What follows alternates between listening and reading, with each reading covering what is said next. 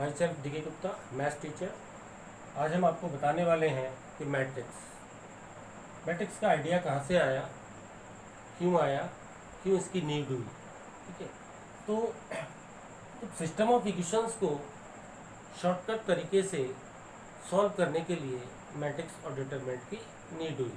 तो यहाँ पर हम कंसेप्ट ले रहे हैं मैट्रिक्स का।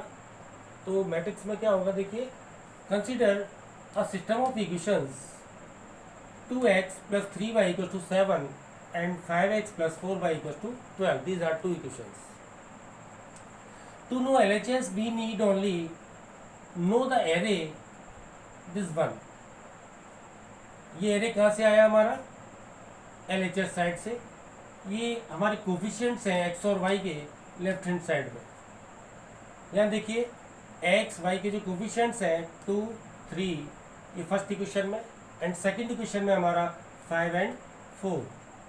ठीक है, so to know LHS we need only know the array this one consisting of the coefficients of x and y in this particular order, क्योंकि हमने पर्टिकुलर ऑर्डर में ही यहाँ पर लिखा है। यहाँ पर देखो फर्स्ट इक्वेशन थी x और y का कोफिशिएंट लिखा, देन सेकेंड इक्वेशन है, यहाँ पे हमने x और y का कोफिशिएंट्स लिखा। तो ये जो इन्फॉर्मेशन मिलती है वो हमें लेफ्ट हैंड साइड वाली इन्फॉर्मेशन इस एरे से मिल जाती है। Similarly the array this one, यहाँ देखिए राइट हैंड साइड को दिखा रहा है ये 7 and 12। ठीक है, तो similarly the array this one gives all information about the RHS। तो इससे हमें इंफॉर्मेशन कहाँ की मिलती है? RHS साइड की। Thus the system of equations is completely satisfied by the two arrays of numbers, this and this. These are two arrays from the equation 1 and 2. Okay, each array of this type is known as matrix. तो इसी को हम क्या बोलते हैं? Matrix बोलते हैं। तो हम इसकी डेफिनेशन पर आते हैं।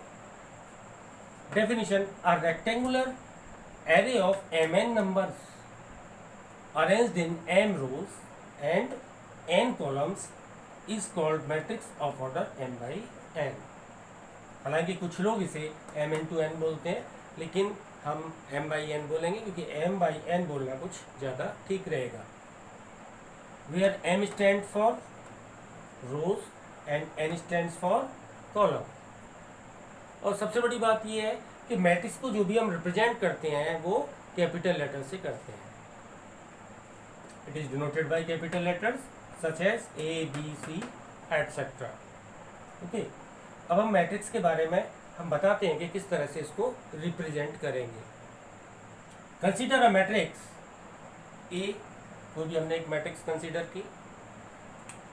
यहाँ पर हमने एंट्रीज जो डाली हैं 1 2 3, तो ये इसको हम हॉरिजेंटली जो हम एंट्रीज करते हैं उसको हम क्या बोलते हैं? रोज।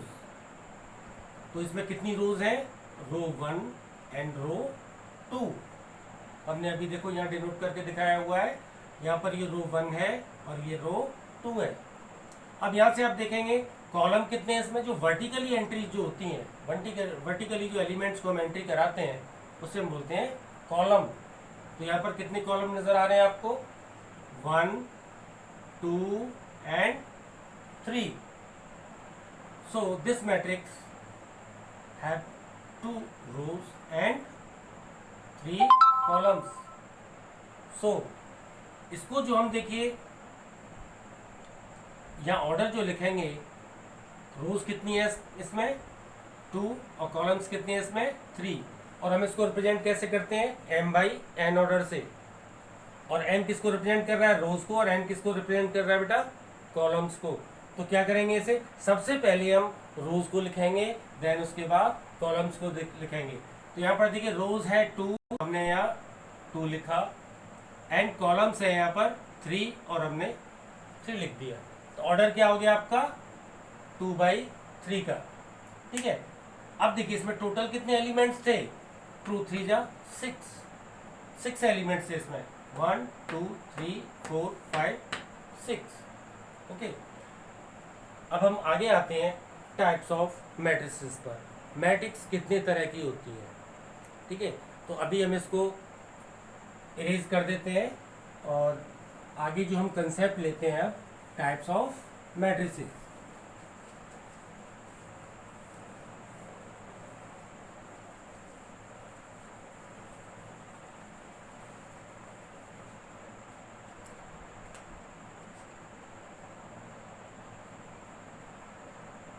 Types of matrix. Okay, generally अगर हम इसको कैटेगराइज करें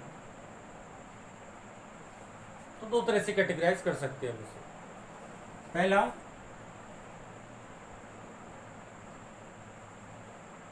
रेक्टेंगुलर मैट्रिक्स, एंड दूसरा स्क्वायर मैट्रिक्स. रेक्टेंगुलर मैट्रिक्स क्या होती है और स्क्वायर मैट्रिक्स क्या होती है, दोनों में इन दोनों को कैसे डिफ्रेंशिएट करेंगे, ठीक है, कैसे अंतर हम पहचानेंगे. तो देखिए, अभी हमने बताया था, जस्ट अभी डिफाइन किया था कि हम एम जो स्टैंड होता है वो किसके लिए होता है, रोज के लिए. M stands for rows and N stands for column. तो जहाँ पर number of row number of column के इक्वल होता है वहाँ पर स्क्वायर मैट्रिक्स हो जाएगी. जहाँ पर number of row number of column के इक्वल नहीं होता है वहाँ पर रेक्टेंगुलर मैट्रिक्स हो जाएगी. तो here we can write m is not equal to n, means a matrix in which number of rows is not equal to number of columns is called rectangular matrix, and a matrix in which number of row equals to number of column is called square matrix. यहाँ पर number of row number of column के equal है तो यहाँ पर इसको square matrix बोलेंगे, और यहाँ पर number of row number of column के इक्वल नहीं है इसलिए इसको हम यहाँ रेक्टेंगुलर मैट्रिक्स बोलेंगे. तो देखिए किसका एग्जांपल ले लेते हैं. अभी सपोज एक मैट्रिक्स है आपकी 2 5 11 4 3 9, ठीक है. तो अभी हम इसको देखो, यहाँ पर रोज कितनी है 2 एंड कॉलम्स कितना है यहाँ पर 3. तो उसका ऑर्डर क्या है आपका 2/3. ऑलवेज आपको ध्यान रखना है, किसी भी मैट्रिक्स को जब आप रिप्रेजेंट करेंगे तो उसका जो ऑर्डर जब भी हम बोलेंगे तो सबसे पहले हम नंबर ऑफ रोज को रिप्रेजेंट करेंगे यहाँ पर, फिर उसके बाद नंबर ऑफ कॉलम्स को. तो 2 3 जा 6 यहाँ पर एलिमेंट्स हैं, ठीक है. तो ये क्या थी, आप नंबर ऑफ रो 1 2, और ये आपका कॉलम 1 कॉलम 2 कॉलम 3, ठीक है. लेकिन जनरली हम इनको बार बार नहीं लिखेंगे कि ये रो 1 है, ये रो 2 है, ये कॉलम 1 कॉलम 2 एंड कॉलम 3. इसको हमें बार बार नहीं लिखना है, ये अंडरस्टूड है, ठीक है. तो इसको हम नहीं लिखेंगे, ये अंडरस्टूड है. आप इसको ऐसे ही देख सकते हो कि कितनी रोज हैं इसमें और कितने कॉलम्स हैं. यहाँ पर रोज क्लियर दिखाई दे रही है 1 2 एंड कॉलम्स 1 2 3. हमने बताया भी था कि जो हॉरिजेंटली एंट्री जो हम करते हैं उनको रोज से रिप्रेजेंट कर सकते हैं, और जो वर्टिकली करते हैं उन्हें हम कॉलम से रिप्रेजेंट करते हैं. तो here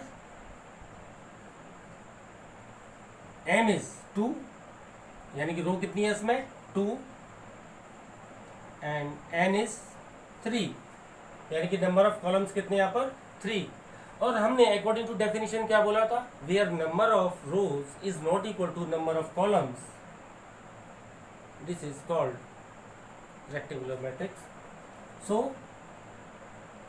we can see here m is not equal to n, so it is called rectangular matrix. And here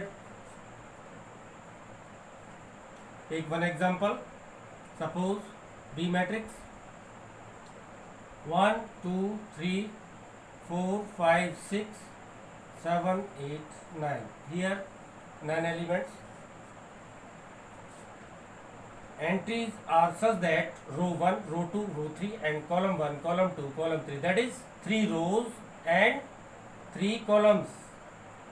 रोज को पहले रिप्रेजेंट करेंगे देन कॉलम को. हियर